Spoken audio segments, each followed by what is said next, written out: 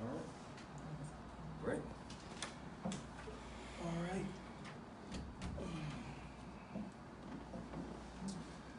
All right. Well, good morning, good afternoon. I wrote down a few thoughts. Should I open it with that? Are you guys interested in hearing that? Or, Yes. Or then from there, I'll field any questions that you might have. Okay. Yesterday, I was invited to the White House along with a few other faith leaders to talk about an issue that I'm very passionate about, which is prison reform. Unfortunately, the political and cultural climate in our country has descended to a very petty and disturbing place. And because of that, I knew that going meant that there was a possibility that I would be attacked. Nevertheless, I accepted the invitation because I do believe that the ability to help others who are marginalized, disenfranchised, and voiceless is much more important than personal gain. For years, the Worship Center has been involved in prison ministry. We currently minister in 8 different prisons around Alabama each month, and hundreds of current and former prisoners have come to the Lord as a result of us serving in those prisons. In fact, some of our current members and a few of our leaders in this ministry were incarcerated at some point, but they've given their lives to Jesus. They've turned their lives completely around. And so contrary to popular opinion, I don't believe that the sum total of a person's life is defined by the mistakes they made. I really do believe that there's more to a person than their worst mistake or their worst failure. So while the United States makes up only 4.4% of the world's population, many of you are aware it houses 22% of the world's prisoners, and the overwhelming majority of those prisoners are African American or other minorities. African Americans only make up 12 to 13% of America's population, but they make up 35% of the prison population. This is not to mention the deplorable state of prisons in Alabama, particularly. Alabama prisons, according to certain statistics, are somewhere near 173% above capacity, and this overcrowded nature of our prisons exacerbates issues like mental health, civil rights violations, safety, and decency issues. So it was in light of all of these concerns that I accepted this invitation to the White House to discuss prison reform. President Trump's administration seems to be concerned about the issue, and what they did is they asked me, along with other faith leaders, to come and share our thoughts about it. This administration is currently working on prison reform legislation called the First Step Act, and it does have bipartisan support. During my first visit to the White House that happened earlier this year, they asked me to weigh in on my thoughts about the bill. I was brutally honest about my concerns, particularly with the way that the bill was originally constructed. And to my surprise, they welcomed my feedback and my concerns. Now, much has been made about my comments to President Trump yesterday, particularly the comments when I said, alluded to his care for all people. Some individuals have incorrectly interpreted that statement to mean a blanket endorsement of everything he's done, and that was not the intent of my statement. What was not captured by the media was the way that the meeting actually ran. It started off with us in the cabinet room, and we were having discussion about the prison reform issue. He entered the room and shared some of his heart on the issue, particularly prison reform and workforce development. And then the media was invited in. He shared a few comments that still echoed the same. Many of you have seen the YouTube video. And then, unexpectedly, he did ask us to go around and share a few words. Much of what you heard from me and from everyone else that was addressed to him was in response to what he said earlier in the private session before the media was able to come into the room. So my statements about him caring for all people was strictly about this notion of prison reform. I have been very concerned about particularly how people of color have been marginalized and disenfranchised in the prison system for far too long. And while I know it's unpopular, I consented to go to the White House only because I'm hoping that we can move the needle on this issue. Now, there's some people who believe that I never should have gone, and that's debatable. I do hope that we can be the kind of people, and particularly as believers, where we can still sit down with people even if we disagree with them, for the voiceless and the disenfranchised. This was not about me. This was about hopefully seeing some change in an area that affects a ton of people that look like me. And so we've demonstrated our commitment to that for a long time. And that really was the framework of the comments that I made. So my position on this issue, particularly political and racial issues that have been really prevalent in our culture in this time. Has been really well documented through a number of interviews that I've done, through a number of op-ed pieces that I've written. But I still remain committed to the cause of Jesus Christ. And I believe that that cause is bigger than politics and pettiness. I think a lot about Matthew 25 and 35 when Jesus says, and I won't read it all, but he just says, you know, when I was in prison, you fed me, or you visited me, or when I was homeless, you clothed me, or when I was sick, you took care of my needs. And the disciples asked, well, when did we do that? And he says, when you've done it unto the least of them, you've done it unto me also. That was really the heart of why I consented to go. I do believe that as believers, we're called to be a part of the solution and not the problem. I do believe that we as a ministry are here to help make a difference. And I believe that that transcends who's in the White House. I do recognize that maybe that's not the view of everybody, but that was really the heart behind why I went and why I said what I said. So thank you for allowing me to kind of share my heart on the issue, and I'll field any questions that you might have. Do you understand how some in the community, though, may have taken that last statement that you made? Sure.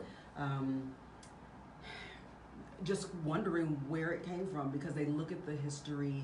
Many will point to that President Trump has had dealing with numerous segments of the population, and it would seem as though it is far from caring and concern. Well, I actually do. That's part of the reason why I went. And you have to understand that I was very conflicted when I got the first invitation. And my being conflicted was because of some of the very same reasons.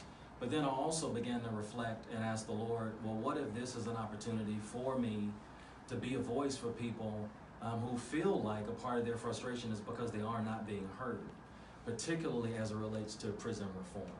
And so one of the things that I hope that people will understand, the challenge with living in a soundbite generation is that anything can be spliced and cut up and then people can take it and run with it. My hope and prayer is that within the context of people understanding what those statements were about, that people would understand my heart on the issue. And once again, one of the things that our church has demonstrated very consistently is that we're committed to serving the community. We're committed to making a difference in the lives of people, and we're committed to being the hands and feet of Jesus. And so that's my heart on the issue, and that's why I've asked you all to come. I know that I've in many ways been vilified on social media, but I hope that as people get a chance to understand the heart behind it, they'd be able to put those statements with a little bit more color and context. What would you say to those that might say this was simply a photo op to help repair the president's reputation in the African American community? Well, and I've been asked that question. Several people reached out on Facebook and said, hey, I hope this wasn't a photo op. And my response to them was very simple. I can't speak for him. What I can speak, though, is for myself. And I did not go for a photo op. In fact, I did not know the media was going to even be there. And the very first time that I went a couple of months ago, media was not there. Now, there are people who said, well, you got to be smarter than that. Number one, I'm a pastor. I am not a media professional. So I went with the understanding that this meeting was going to continue the conversation we had the very first time. The very first time I went a couple of months ago, it was a closed-door meeting, no media. President Trump was not even there. I, along with a few other faith leaders, met with Jared Kushner and his team because they were in the early stages of creating the First Step Act. Now, that bill has passed the House, it has not passed the Senate. And they asked us to weigh in on it, and I did. I pulled the bill apart. I talked about some implicit bias and how they were going to mitigate that. One of the premises of the First Step Act is to build basically a rating system on prisoners that are coming out. So based on how they do in the prison system, there would be basically an evaluation system that would then rate, if they were highly to be productive in society, et cetera, et cetera. And one of the things that I said in an earlier meeting, because the way that the bill was originally constructed, is that the person that would come up with that evaluative system was Jeff Sessions and his team. And one of the main concerns that I raised in the first meeting was how are they going to deal with what I perceive to be potentially implicit bias. If there is someone that is responsible for evaluating prisoners coming out that doesn't have any sense of context or understanding, how are they going to deal with that? And I said very clearly, if you want my support, you have to address that. I said, I think the bill in its intent is good because we do need to move the needle on prison reform. And what I'm not comfortable with is us just pushing this off as a partisan issue while our prison system continues to fall apart. So my understanding going into this meeting on yesterday was that it was going to be a continuation of that. So once again, perhaps I'm at fault for, not thinking bigger than that, but that was why I consented to go. As the pastors before you were speaking in such glowing terms, was there anything inside you that said this might not be playing well outside this room?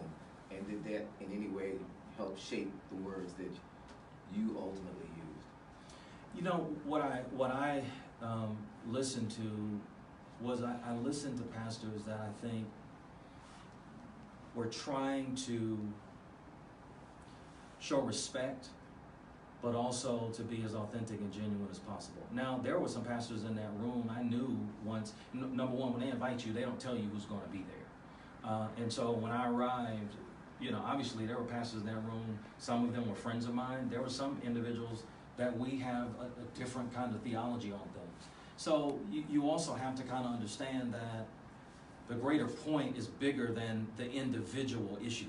And so for me, when I said what I said, I was really trying to focus on the issue at hand and to not at the same time be pulled either way into are you for or you're against, because for me, I think that's a losing battle. I think whatever side of the issue as it relates to President Trump you end up on, you're going to have people that dislike you, hate you, love you. And so I think that's a losing proposition. What I tried to suggest is that, number one, I appreciate the fact, and if it is a photo op, maybe it is, but I'm surprised from this administration that this issue of prison reform has risen to the top of their agenda. And I'm hopeful that they will follow through on it. I cannot control that, but I did want those, particularly in the prisons that we see every single month in and around Alabama, to know that I went there thinking about them, trying to represent them, hoping that we can affect some change.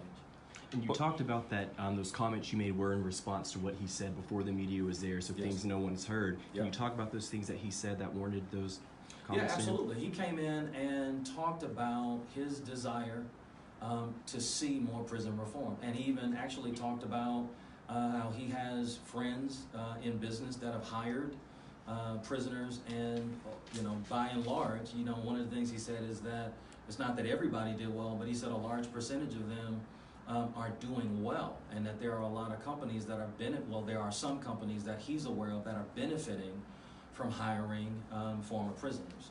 And so what he did was he just came in and just said, this is an issue that we're concerned about, this is an issue that we care about, and he actually thanked us. He said, I really appreciate the work that you guys have already been doing on this issue. Talked about Jared Kushner and his team that's been really spearheading this. But he also said, I appreciate the faith-based community for the things that you guys already do in and around the communities you serve. So it wasn't pompous, it wasn't arrogant, it wasn't egotistical. In fact, he was very gracious, he was very appreciative, and he just stressed that this is an issue that's important to him. And so when I responded, that's what I was responding to, because this is a hot button issue for me as well. I'm hoping that we can see change by way of prison reform. When referring to Trump, Pastor Darrell Scott said this is probably going to be the most pro-black president that we've had in our lifetime. Do you agree with that statement? I think Darrell Scott obviously has a totally different relationship with the president than I do. That was my very first time even being around him. Darrell Scott has been advocating for the president from the very beginning. Those were his words, those were not mine. I can't speak to that. For me, it's proof. Proof is in your actions and in your behavior.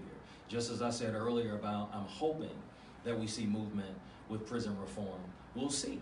So in terms of who's pro-black or not, to me, that's based on your behavior, not in words that people are going to tell about. So were you shocked when you heard those comments? I was a little bit, yeah. So aside from being pro-black or white or whatever, you said that you thought he was caring. Well, I thought on this issue, that's the key. And I want to make sure that people get that. It was this issue. What he came in, just to the question you asked me before, what he came in and talked about was not Iran, not Russia, not any of these other issues. He came in and talked about two things that are important to me and important to the state of Alabama: prison reform and workforce development. That was what he talked about. Those were the comments that he made, and those were the comments that I was responding to.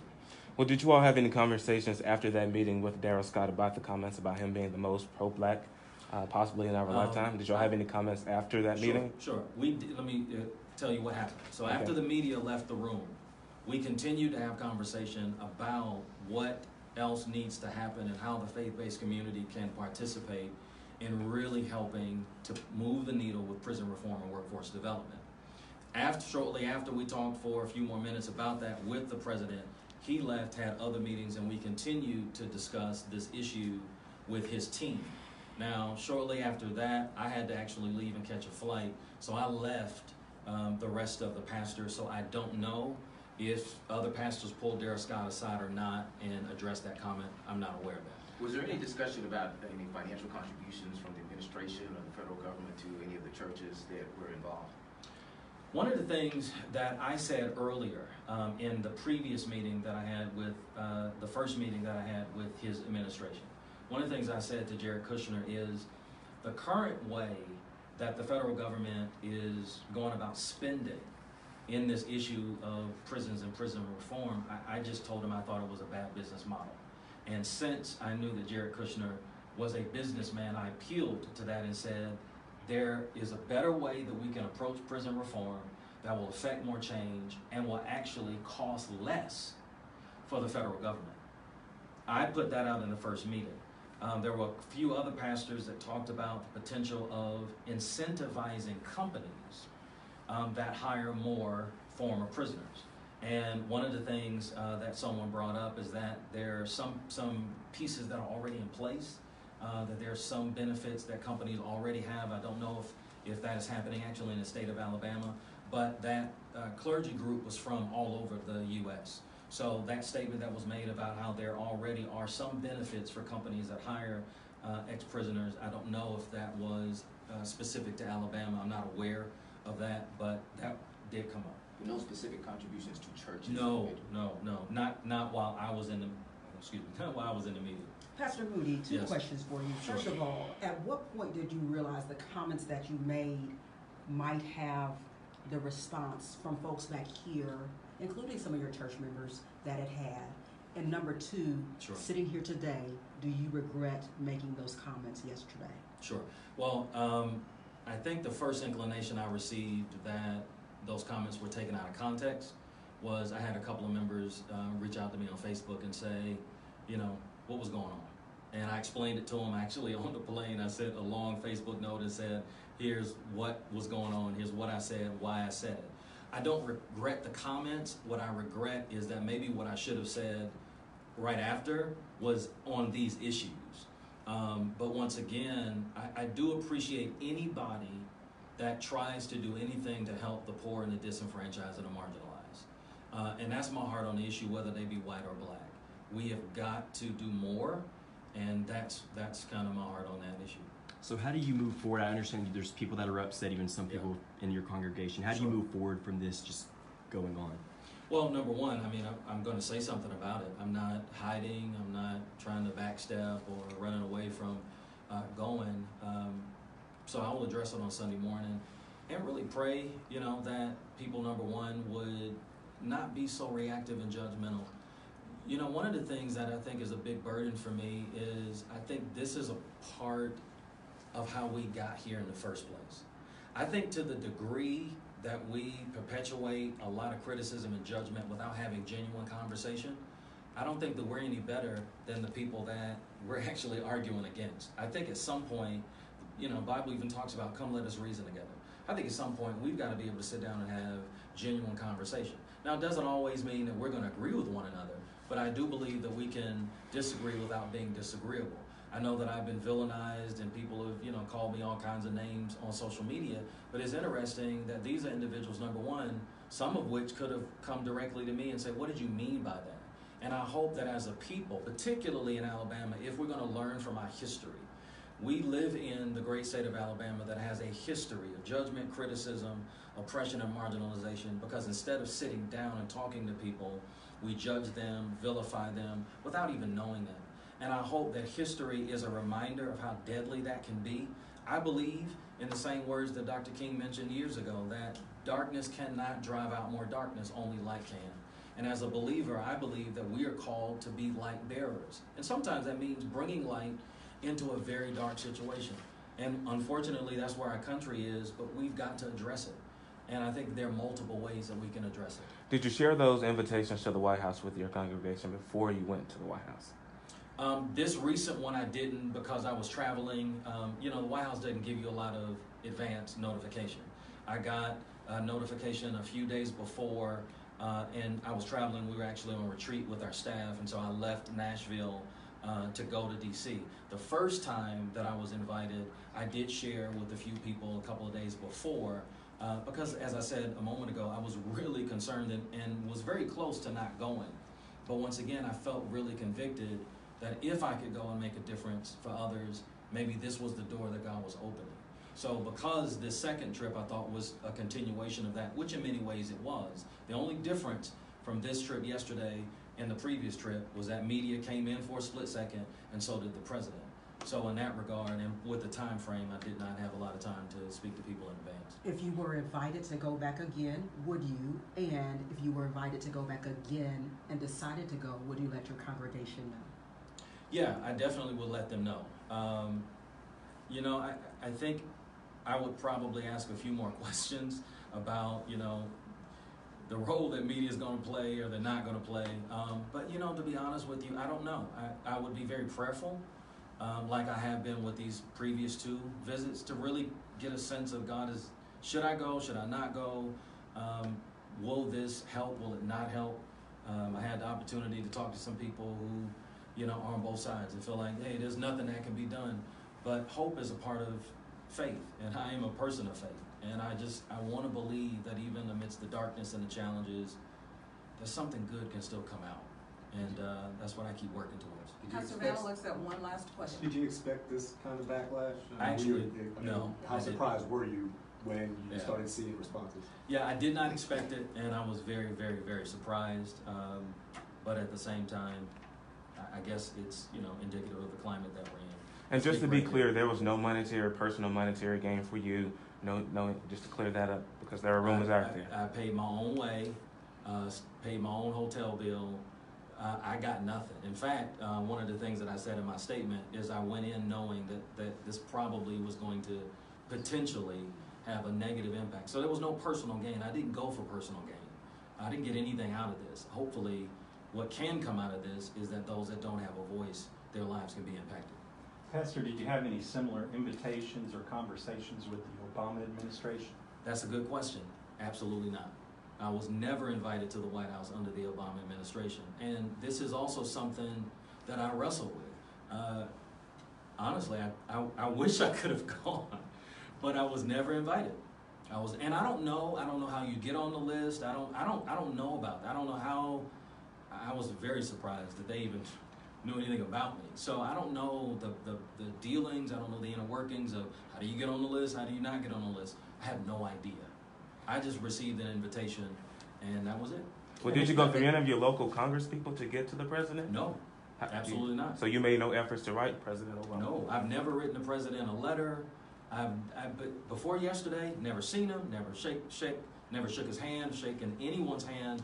In fact, if you check my giving records, you probably would see politically I've given on the other side in the past. So. And when was the meeting with Kushner? That was. It was a couple of months ago. Yeah. Do you remember what month? I can go back. It was I think it was around April or so. I can go back and give you the exact date. Yeah. So we want to thank all of you all for coming. Pastor Van has another meeting that he has to get to. So we thank you all for being here today. And if there are any other questions, my information is on the information that I sent, and you all can filter them through. Can we get the copies? Thank you. Yes, Yes, we'll have we'll give you guys copies for you. copies. Yeah.